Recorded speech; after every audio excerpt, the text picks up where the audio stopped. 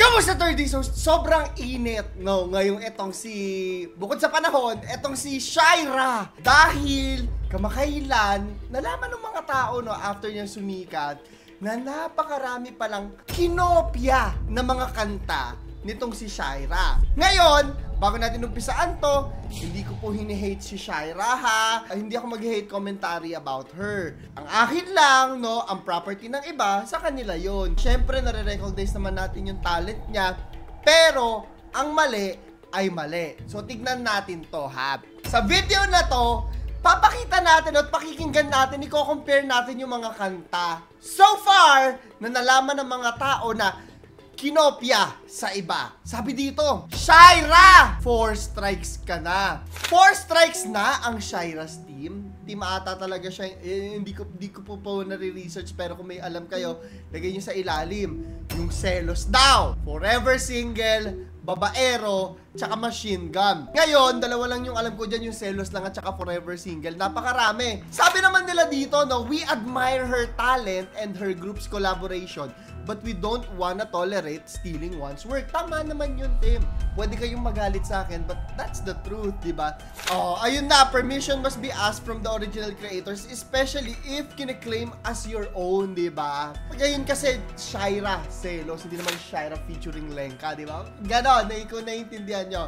We hope they will secure permission and give credits to the rightful owners, especially since na-upload ito sa platforms, sa mga Spotify kineme as her own. Buti sana kung reaction video lang yan na pwedeng diba? Pwede kang mag-react. Magkaibang klase ng copyright yon. Anyways, bago natin ipagpatuloy ito at pakinggan yung mga kanta na yan kung magkaparehas ba o hindi, mag-like, subscribe at notification bell kayo. Meron tayong 1,000 Gcash giveaway, ha? Kaya sagutin nyo yung question of the day sa dulo ng video na to. Ito, uunahin natin. Ito talaga kasi yung pinakasumikat sa lahat at dito nag-umpisa etong pagbabatikos ngayon kay Shaira. Selos, gagaling sa Trouble is a Friend ni Lenka. Oh.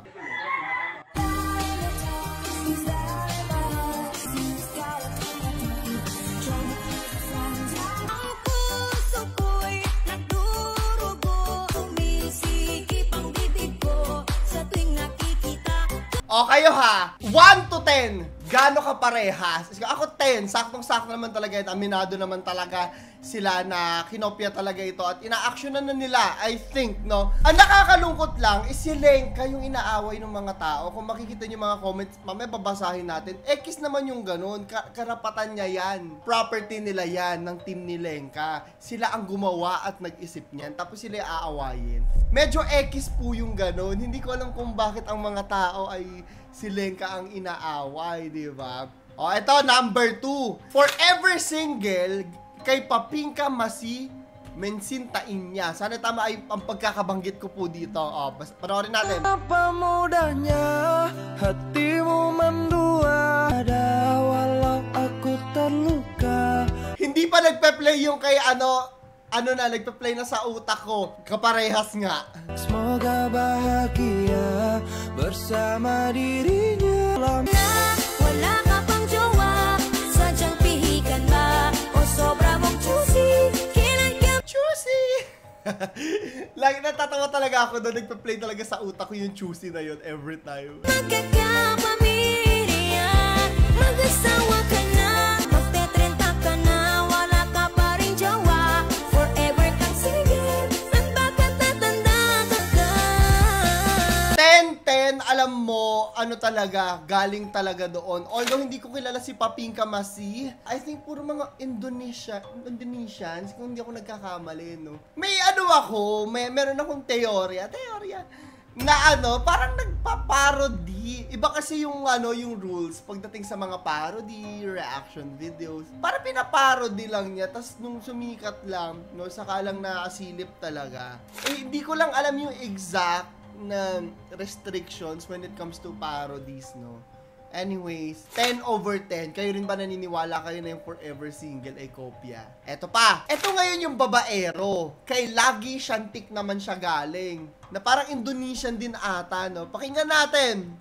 At maraming jowa, ay masaya ka na. Nararamdaman nila.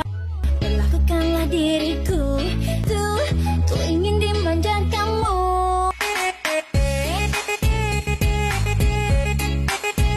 parang pag-drop ng beat sa dulo, oo. Pero yung parang unang verse, mga 7.5 lang. However, hindi dito nagtatapos ang lahat kasi may friend ako, sabi niya, ginaya rin daw kay Lady Gaga. Tignan natin. Hindi ko alam tong kanta na to, pero Paper Gangsta. I'm no paper gangster. Won't sign away my life. Oo, te! Oo! Someone who's got the flavor, but don't have no follow through. Lalaking babaero, lalaking bolero, lalaking di makontento. I'm no paper. Oo, te! 10-10 din ito. Naniniwala ba kayo? Kasi hindi ko alam kung saan galing. Baka kasi katunog lang. Pero 10-10, magkatunog talaga sila. Paper gangster, won't sign away my life to the flavor, but don't have no follow through. Medyo mabigat lang to kung kay Lady Gaga galing. Kasi ano yan, malaking artist yan. Yun! So far, yung 4 strikes na sinasabi dito. Pero, nung nag-aano kami ng kanta kanina, meron kami isang natunugan. Pakinggan natin to. Gusto ko i-comment nyo sa ilalim ha. At sabihin nyo sa akin kung ano yung katunog. Sasabihin ko mamaya. Pakinggan natin. Nabiyabo ko mga mama akasaligan ang mataw sa ginawa. Napasangan ating lusa mawatan. Panunikatikan, niya pa may banan. O, anong katunog? O, bigyan ko kayo 5 seconds ha. Comment nyo sa ilalim. 5, 4, 3, 2, 1. Yung ano, te?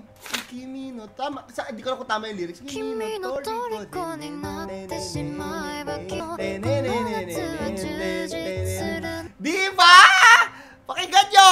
Nabiyabo ko mga mama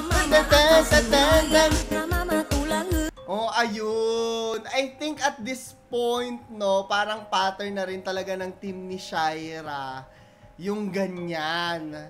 Yung kinukuha talaga or pinaparody nila. Basahin natin yung mga comment ng mga... Dito ako medyo nabubuisit kasi talaga. Literal na nagselo si Lenka. Mas patok ang kanta ni Shaira kaysa sa kanya.